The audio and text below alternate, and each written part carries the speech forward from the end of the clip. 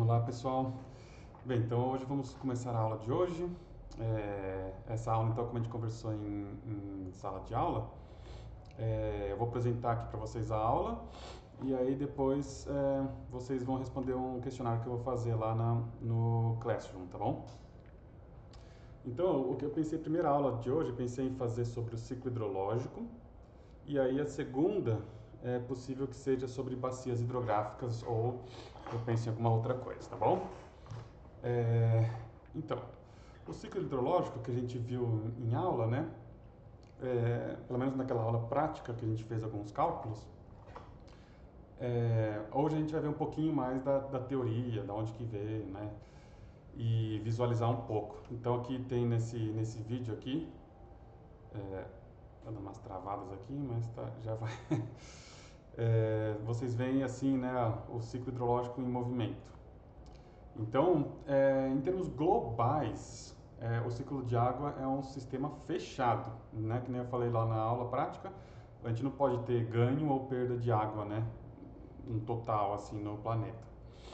E o que mais ativa esse ciclo é o Sol e a gravidade. Então, o Sol, né, gera os movimentos atmosféricos, gera evaporação, a gravidade, né, faz com que a água da chuva caia, que os rios escoem, sei lá, que, né, a água de degelo de geleiras vai ser drenada para baixo, enfim, tudo é gerado e ativado principalmente pelo Sol e a gravidade, né? E se a gente pensar em termos globais, ele não é só na superfície que acontece, não é só na atmosfera e não é só nos oceanos, ele ocorre em todos ao mesmo tempo.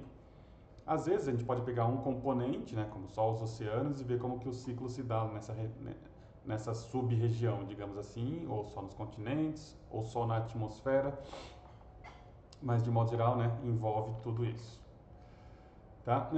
Então, o transporte de água, ela pode ser, né, da superfície para a atmosfera, que nem a gente vê aqui no videozinho de novo. Né? A evaporação é um processo físico, né? A gente tem o sol, a gente tem os ventos, isso faz com que a água evapore. E tem a transpiração, que depende da biologia da vegetação, das plantas.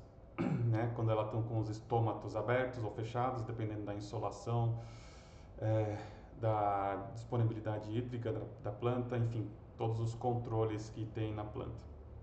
Ou pode ser ao contrário, da atmosfera para a superfície, seja, né, em água líquida ou gelo, né, com a chuva ou neve, granizo, entre outros. Então, e também a gente tem os termos, né, horizontais, que não coloquei no escrito, mas tem o transporte de vapor pela atmosfera, tem o transporte de água pelos rios, tem o escoamento subsuperficial, né, subterrâneo. Então existiam, né, os escoamentos laterais, horizontais, digamos, que completam o ciclo hidrológico.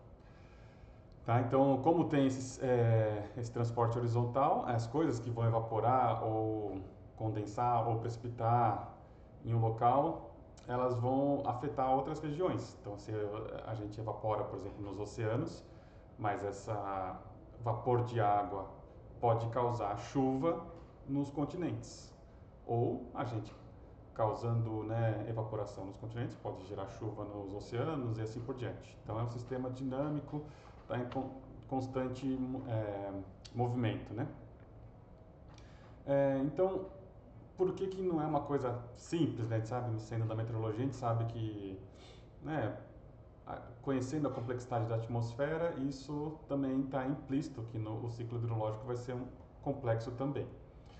Isso acontece porque a incidência da radiação solar ela não é uniforme, né? Ela ocorre mais no Equador do que nas regiões mais polares. E não só isso, né? Mas tem também o contraste continente-oceano. Então, a mesma radiação atingindo superfícies diferentes vai causar um efeito diferente. Tem a variabilidade do vapor de água na atmosfera, que varia, né? Dependendo não só da latitude, mas também do tipo de superfície que a gente tem, se é oceano, se é continente, se tem vegetação, se não tem, que esse também já inclui aí o item 4. E também tem a rotação e inclinação do eixo terrestre, né? Então a gente tem tudo isso, né, não é estático, varia com a hora do dia, varia com o dia do ano e também dentro dessa da média, né, ciclo diurno médio, ciclo anual médio, além disso tem as variações intra-anuais, intradiurnas e assim por diante. Então, vamos começar com as componentes do ciclo hidrológico. Então, a primeira que você pode começar, como é um círculo fechado, você pode começar a descrever por qualquer uma das componentes, né? Então, a gente escolhe uma e começa. Então, a gente pensando na meteorologia, a gente vai começar falando da precipitação. Então, a gente tem, né, quando o vapor de água condensa na atmosfera, vocês que já fizeram Meteofísica 1, vocês sabem que isso acontece quando a gente tem partículas de aerossóis, então o vapor condensa nessas partículas e aí as gotas começam a crescer por condensação, depois colisão com a essência e aí você tem a chuva quente, ou você pode ter, né, a chuva também contribuída de processos frios, então você gera neve, pequeno granizo, graupe, e você depois eles são derretidos e contribuem para a formação da chuva na superfície. E além disso você tem a própria precipitação congelada, né? Que seria de gelo diretamente, sendo neve, granizo. Então você tem esse primeiro componente do ciclo hidrológico. E só para falar um pouquinho mais da precipitação, existem vários tipos de precipitação. Aqui só vou ressaltar alguns aqui, né, que se for como eu falei antes, a gente tem a colisão com a essência, que é o processo quente, e tem o derretimento de gelo, que seria o processo de formação de chuva pela parte fria da nuvem, né, de neve e gelo. Então esse seria a chuva, né, comum, digamos assim. A gente pode ter a neve comum também, que você tem um perfil de temperatura que está praticamente todo abaixo de 0 graus. Então a neve que se forma lá na parte fria da nuvem, ela não vai derreter e vai gerar neve na superfície. E a gente tem uma chuva congelada, que é o intermediário. Mesmo que você tenha neve na nuvem, ela pode passar por uma camada mais quente antes de atingir a superfície, o que ocorre o derretimento dessa neve e ela vira uma gota de de chuva, desculpa. E essa gota de chuva pode cair, se essa camada mais quente, né, ela estivesse chegando até a superfície, ela cairia como chuva, como a gente viu antes. Mas se você, antes de ela cair na superfície, passar por uma nova camada de temperatura menor do que 0, então isso você gera uma chuva congelada. Tá? E quando essa chuva, antes de cair na superfície, ela pode ser parcialmente ou, dependendo até totalmente, interceptada pela vegetação. Então esse é um outro, né, componente do ciclo hidrológico, que é a interceptação. Geralmente ela é mais efetiva para chuvas fracas, né, não muito convectivas, mas se for uma chuvinha fraca, ela pode interceptar 50% da chuva, então ela vai ser significativa. E aí, mas se ela não absorve toda a chuva, aqui em amarelo está mostrando que seria a transprecipitação. Esses outros, né, porcentagem, ela vai passar direto entre as folhas, né? E tem também, além disso, depois que você interceptou na vegetação, tem o escoamento pelos galhos até os troncos, e aí essa água vai atingir a superfície depois. Então a interceptação, só que como a interceptação retém água nas folhas, não é toda essa água que vai ser escoada pelos troncos, uma parte vai ser evaporada. Então a interceptação tem um efeito líquido, né, de reduzir a quantidade de precipitação que tem embaixo das árvores e também atrasar um pouco, né, o tempo, né, que a chuva atingiria a superfície. Se não tivesse árvore lá, a chuva atingiria a superfície rápido e com todo o volume, Se você tem vegetação, ela atinge um pouco mais devagar e com um volume um pouco menor.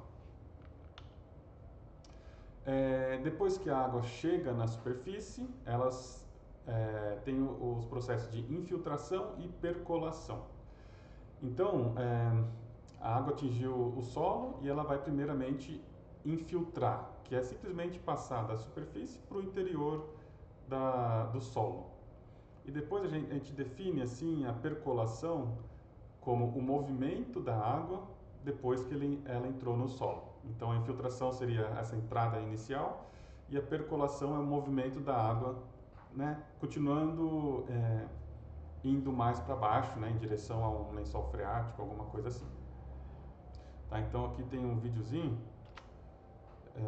Então temos a chuva e ela começa a infiltrar e percolar nos solos. E a gente já vê que o tipo de solo vai afetar diretamente. Se você tem como que eu reinicio isso aqui? Se você tem um solo mais arenoso, com os poros, ela tem partículas do solo são bem grandes, né? Então você tem poros maiores e aí a água infiltra mais rápido. Se você tem um solo mais argiloso, que tem partículas pequenas e os poros são menores, então ela vai ser mais demorada e vai espalhar não só tão verticalmente, como vai espalhar um pouco horizontalmente também a água. E falando em solo, só para ter uma noção, que quase metade assim mais ou menos metade do solo metade do solo vai ser particulado sólido, e dentro desse material sólido vai ser 5% orgânico, o resto é mineral. E na outra metade é dividido entre água e ar. Então, entre a partícula, né, sólida e outra, você tem um espaço, que são os poros. E dentro desse poro você pode ter ou água ou ar, ou, né, um pouco dos dois. Então, à direita aí vocês veem bem mais à direita o solo seco, onde só tem um filmezinho assim de água em volta das partículas sólidas, que é por, né, adsorção, igual como se fosse condensação em torno de um aerossol dentro da nuvem, é mais ou menos isso. Esse material mineral ele atrai a água e ela fica retida em um filme. Então, um solo nunca vai ser 100% seco, vai ser pelo menos um filmezinho de água vai ter. E se tem, né, mais umidade do solo, você vai aumentando esse filme aí, vai aumentando a quantidade de água e diminuindo a quantidade de ar dentro do solo. E quando você satura, quer dizer que você já não tem mais ar, você tem só sólido e água. Tá? E aí a tendência é que essa água vá percolando para mais fundo e não vai ficar retida dentro do solo. Então, isso aqui eu já falei da Infiltration is defined as the down. Tá? E a porosidade do solo, só para a gente definir agora. Então, como eu falei, à esquerda a gente tem um solo arenoso e à direita um solo argiloso. Solo arenoso, o material sólido é grande, né? As partículas sólidas estão grandes, então você tem grandes poros. E o solo argiloso, você tem partículas sólidas menores e os poros vão ser menores também.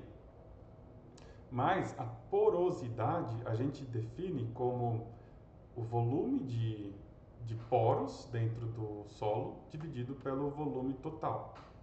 Então, embora o solo arenoso tenha poros maiores, eles são em menor número, digamos assim.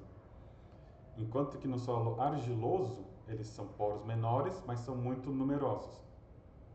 O jeito que isso acaba se balanceando quer dizer que a gente chama o solo argiloso de um solo mais poroso, porque ele tem maior volume relativo de poros total do que um solo arenoso, né? Embora os poros do solo arenoso sejam maiores, entendeu?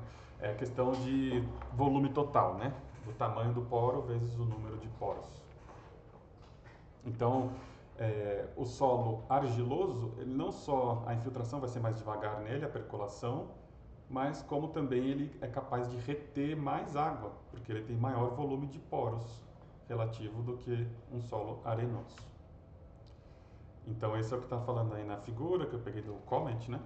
À esquerda, menos volume de poros, menos poroso. À direita, o solo argiloso tem mais volume de poros, então é um solo mais poroso.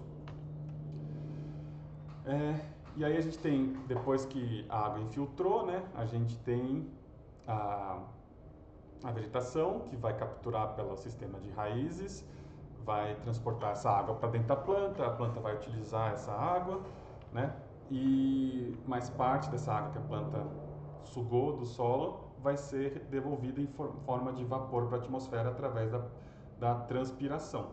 Então, vocês já devem ter visto, né, fotos de estômatos, são, né, pequenos assim, esqueci a palavra, aberturas, nas folhas, que se a planta não está com déficit hídrico, ela precisa eliminar um pouco da água, então ela vai abrir o poro e vai gerar a transpiração. Então, nesse processo, ela vai, né, transpirar não só vapor de água, mas também CO2, por exemplo, tá? E temos a evaporação, que é simplesmente o processo mais físico mesmo, que qualquer superfície de água exposta vai estar sujeita a evaporar, porque você tem incidência solar, você tem ventos, então você tem essa evaporação, que é simplesmente a conversão de água líquida em vapor de água por processo físico. Então, se você somar a transpiração com a evaporação, você tem evapotranspiração. Temos também o escoamento superficial, que é choveu, a água, parte foi interceptada, parte foi infiltrada, parte foi evapotranspirada, né? O que sobrar, digamos assim, vai escoar superficialmente. Então é água que sobra, né? E impulsionada pela gravidade. E essa água vai ser, né, vai escoar primeiramente em direção a um rio, depois esse rio pode escoar, não sei, num lago, ou pode, eventualmente, a maior parte do escoamento superficial vai desbocar no oceano, né? Mesmo que desboque num lago, esse lago vai, a água no fundo do lago vai infiltrar e percolar, vai para um lençol freático, eventualmente a gente tem o escoamento subterrâneo, esse escoamento subterrâneo pode levar essa água para um outro rio, que eventualmente vai levar para o oceano. Então, né, eventualmente, na grande maioria dos casos, né, se essa água não foi evaporada ou, né, transpirada, o escoamento superficial vai levar essa água vai ser escoada para os oceanos, né, somando também com o escoamento subterrâneo, que é não sei se eu separei aqui, subsuperficial, e também, mais pra frente a gente vai ver que a gente define 3 escoamentos, na verdade, que é o escoamento superficial, o subsuperficial, que é uma camada mais próxima da superfície, e o subterrâneo, que é uma camada mais profunda. Mas, enfim, pensem como na superfície e abaixo da superfície por enquanto, que é o que eu mencionei. Então, você tem a chuva, você tem a interceptação, você tem evapotranspiração, e o que, né, não foi escoado superficialmente e que infiltrou, essa água que infiltrou e vai percolando e vai gerando o escoamento subterrâneo ou subsuperficial. Tá, então um resumão aqui, a gente tem, né, continentes e oceanos, a gente tem a chuva ou a neve, a gente tem derretimento de neve somado com essa chuva, né, gerando, né, abastecimento de água assim, para os continentes. Os continentes perdem água por evaporação, transpiração. A superfície dos continentes perdem água por evaporação, transpiração, infiltração e escoamento superficial. E aí, subsuperficialmente também tem escoamento por baixo da terra. e, eventualmente toda essa água horizontalmente vai cair nos oceanos, da onde a gente também tem, né, a própria chuva em cima dos oceanos e tem a evaporação também. Então esse é o, né, o resumão do ciclo hidrológico, assim, das componentes. Mas como que eles se comparam assim quantitativamente, né? Então aqui eu vou ter um pouquinho da minha colinha, assim. Só para vocês terem uma noção, eu vou escrever aqui no... Cadê o Paint 3D? Não. Só para vocês terem uma noção, a gente tem um total de 1,4 vezes 10 elevado a 18 metros cúbicos de água. Então, esse é o total de água no mundo, né? Só para vocês terem essa noção. Então, se a gente pensar assim, sei lá, se fosse passar para quilômetros cúbicos, teria que multiplicar por 10 a menos... então, quilômetro menos 3 elevado ao cubo, então dá menos 9. Então, seria 10 a nona quilômetros cúbicos, né, mais ou menos. Então, seria, né, questões de milhões, bilhões de quilômetros cúbicos de água. Só para, se a gente pegar toda a água e fazer um grande cubo, seria um cubo de 1.120 quilômetros de lado. Então, né, lembrando aí que a Terra aí tem, acho que era em torno de 6.000 quilômetros, né? Então, pega assim um sexto do raio da Terra, faz um cubo com essa dimensão e você tem toda a água da Terra, né? Ou se você pensar que a atmosfera, digamos assim, somando a superfície mais a atmosfera, tudo que suportaria água, mais ou menos 20 quilômetros, digamos assim, né? Somando alguns quilômetros para baixo, mais a atmosfera até troposfera, digamos assim. Se você pegar 20 quilômetros, você espalharia isso por uma área de 8.400 quilômetros na horizontal. Então, um grande retângulo de 8.400 por 8.400 e 20 quilômetros de altura. Só para a gente ter uma noção aí do quanto de água que tem na atmosfera, né? Em todas as formas, né? Seja vapor, gelo ou o que for, tá? Então, só para vocês terem uma noção. E quais que são os fluxos, né? Então, a gente tem sobre os continentes, nessa figura aqui, a gente tem que, sobre os continentes, a gente tem 119 mil quilômetros cúbicos por ano de precipitação.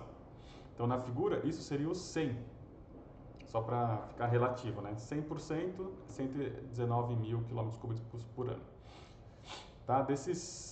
Dessa unidade 100, desse 100% da chuva que cai nos continentes, 61% é evapotranspirado, e os outros 39% são escoados horizontalmente para os oceanos.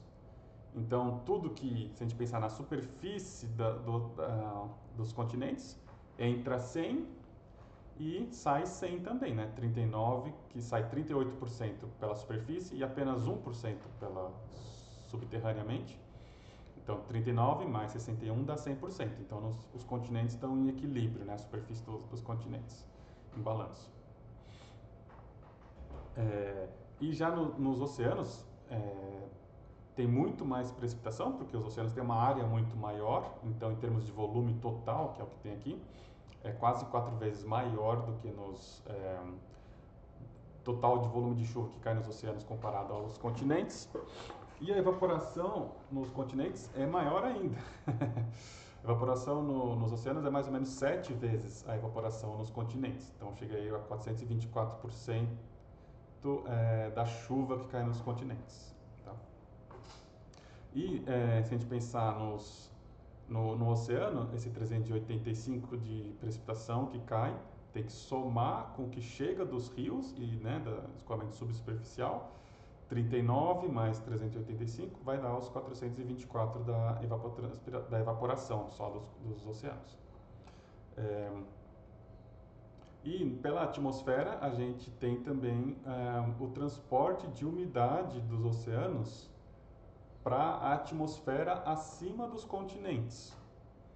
Então, se a gente pensar na atmosfera, também tem que estar em balanço, né?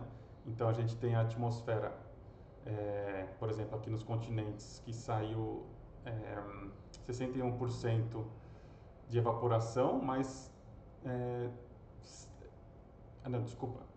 Saiu 100% aqui, né, pela precipitação nos continentes, mas retornou 61% em forma de vapor, pela evapotranspiração nos continentes, e o restante, os 39%, tem que vir dos continentes. Tem que vir dos oceanos, desculpa, pelo transporte horizontal pela atmosfera, agora pensando no ramo atmosférico do ciclo hidrológico. Então, essa evapotranspiração está em balanço com o transporte dos oceanos para os continentes.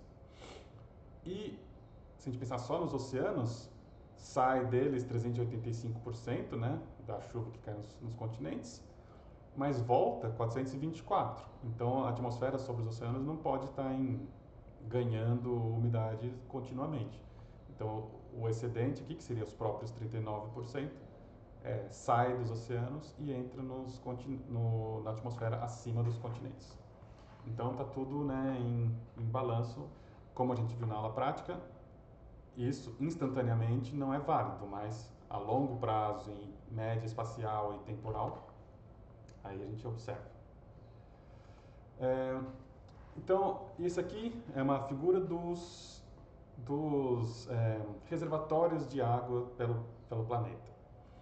Então, a gente tem aqui águas que estão nos continentes e águas que estão na atmosfera, águas que estão nos oceanos e o total, né?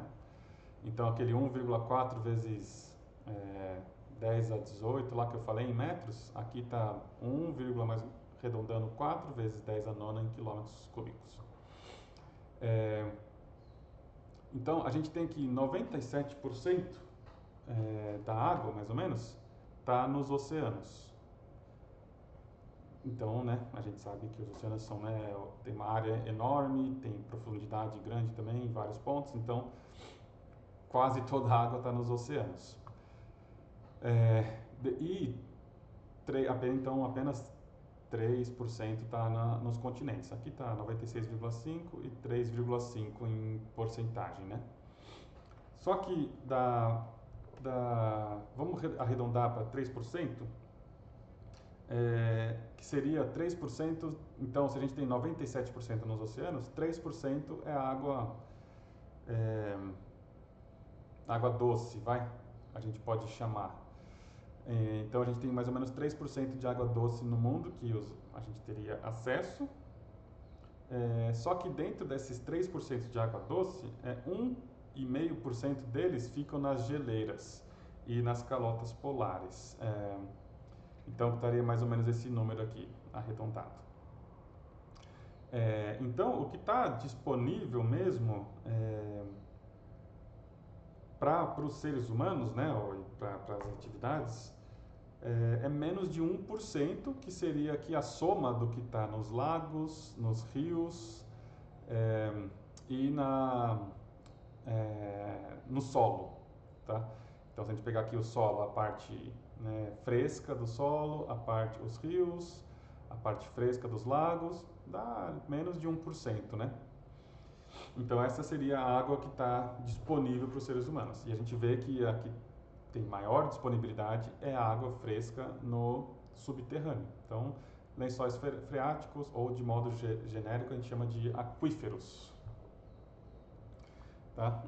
Então, esse é o panorama, digamos assim. E aqui eles colocam também os tempos de residência.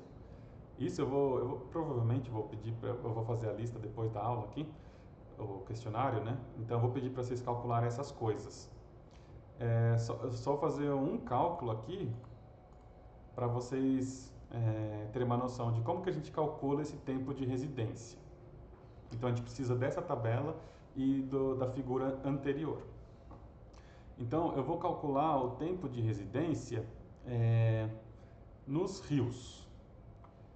Então, como que a gente faz isso? A gente sabe que os rios estão na superfície do continente, então a gente sabe que dos rios, o fluxo de saída dos rios, né, em direção, por exemplo, aos oceanos, é 38% do total de precipitação anual aqui, né, da taxa de precipitação anual que cai sobre os continentes. Então, fazendo a conta, 0,38 vezes os 119 mil, a gente sabe que esse 38% representa 45.220 km cúbicos por ano de água. Por outro lado, a gente sabe que os rios têm um volume total de 2,120 km cúbicos. Então, nessa outra calculadora aqui, a gente anota aqui o 2,120. Então, se a gente dividir esse 2,120 km cúbicos pelo fluxo de saída, que é 45 mil km cúbicos por ano, então a gente vai ter quilômetros cúbicos dividido por quilômetros cúbicos por ano. Os quilômetros cúbicos vão se cancelar, o ano vai passar para cima, então vai dar o resultado em anos. Isso é o tempo de residência. Então, o volume, né, armazenado nos rios é 2.120 km cúbicos, dividido por 45.220, dá 0,05 ano. Né? Se a gente passar para dia, vezes 365, a gente tem um tempo de residência nos rios de 17 dias, mais ou menos. Ou seja, na média, assim, uma gota de água que cai no rio, ela vai ficar navegando pelos rios mais ou menos 17 dias até ela chegar no oceano. Essa é a média, tá? E no questionário, provavelmente eu vou pedir para vocês fazerem para outros, tá? E vocês podem até conferir com a tabela se faz sentido. E aí agora, se a gente normalizar pela área, né, e obter a precipitação e os termos do balanço hidrológico, não mais em quilômetros cúbicos, mas em milímetros, e a gente separar pelos continentes, a gente tem esse resultado aqui, que é a África, Ásia, Austrália, Europa, América do Norte e América do Sul. A gente tem que a precipitação média sobre os continentes tem esses valores em milímetros. A gente vê que a América do Sul destoa bastante, né? Muito por conta da Amazônia, que lá, por exemplo, a precipitação... esse aqui, desculpa, é anual, tá? A precipitação anual lá na Amazônia, em vários pontos, são 3 mil, tem região, acho que até 4 mil, se eu não me engano. E a Amazônia é uma grande área, né, da América do Sul, então a gente tem esse valor alto. Além dos complexos convectivos de mesoscala lá no sul, por exemplo, então, né, não é só a Amazônia. Enquanto que no restante dos continentes é mais ou menos 700 milímetros por ano. Aqui o RS seria o escoamento superficial. Aqui o ET seria a evapotranspiração, e vocês notam que não tem o RU aqui, digamos, né, o subsuperficial, o subterrâneo. Porque, se a gente lembrar dessa figura aqui, ele é um valor pequeno, então muitas vezes ele é desconsiderado. Tá, então, aqui na América do Sul a gente também diz todos os outros países, e a África também tem um valor pequeno, enquanto nos outros continentes ali é 250, 300, a África é bem abaixo disso e a América do Sul é bem acima disso. Mas notando que a evapotranspiração aqui na África, por exemplo, é alta. Então, né, tem uma chuva comparável com outros continentes, tem evapotranspiração comparável ou maior do que outros continentes, tirando a América do Sul, e tem um valor pouco escoamento superficial. E a América do Sul, de novo, aqui destoa pelos altos valores, né? E esse runoff ratio é simplesmente a porcentagem da água que é escoada superficialmente com relação à precipitação. Então, lembra que eu falei para vocês lá que na primeira aula que no Rio Nilo, eu esqueci o nome do pesquisador lá, que ele fez um cálculo da vazão do rio e dividiu esse volume de água pelo volume de chuva e deu lá, acho que era 30% mais ou menos. Então, assim, continentalmente esse valor é da ordem de 20 a 40%, pouco mais, pouco menos. Tá? E aqui na África a gente vê como tem pouco escoamento superficial, essa razão é pequena. Tá? E enquanto outros continentes, como na Ásia, Europa e América do Norte, isso aí supera 40%. Aqui na Austrália, na América do Sul, 30, 35%. E na África é de longe o menor. Tá? Então, tinha mais toda uma parte aqui do Peixoto e Hort, que eu acho que não vai valer a pena a gente entrar muito, tá? O que eu tinha para mostrar do ciclo hidrológico era mais isso. Deixa eu só ver se tinha mais alguma coisa no caderno para acrescentar. Eu acho que não. Tá. Então eu vou fazer o questionário para tentar fixar um pouquinho mais esse conteúdo do ciclo hidrológico. Relativamente simples, né? É basicamente definições, né? Ir para cada componente do ciclo hidrológico, entender um pouquinho do que é elas. A gente não colocou a equação de cada uma, né? A gente vai ver isso depois. E tentei entender os conceitos e depois, né, uma visão geral e terminando assim com algumas quantificações, né? Qual que é o volume de água que cai nos continentes, nos oceanos, quanto que é transportado horizontalmente, seja na atmosfera, seja pelos continentes. Outra coisa que eu esqueci de mencionar aqui também, nota que o transporte horizontal dos oceanos para os continentes tem que ser compensado pelo transporte horizontal dos continentes para os oceanos também, né? Então, o 39 aqui, atmosférico dos oceanos para os continentes, é compensado pelo escoamento dos rios e subsuperficial também. Tá? Então, a gente tem como é que essa água se distribui no mundo, né? Seja continente ou oceano, muito mais no oceano do que em todo o resto. Dentro de todo o resto é dominado pelas geleiras e calotas polares. Dentro do 1,5, menos de 1% que sobra aí de água fresca é dominado pela subterrânea. E aí depois dá um pouquinho de comparação aí entre os continentes, tá? Então, vou encerrar essa aula por aqui hoje e vou colocar o questionário lá para vocês, tá? Obrigadão. Próxima aula vou gravar e já envio também. Valeu, pessoal. Cancelar, interromper.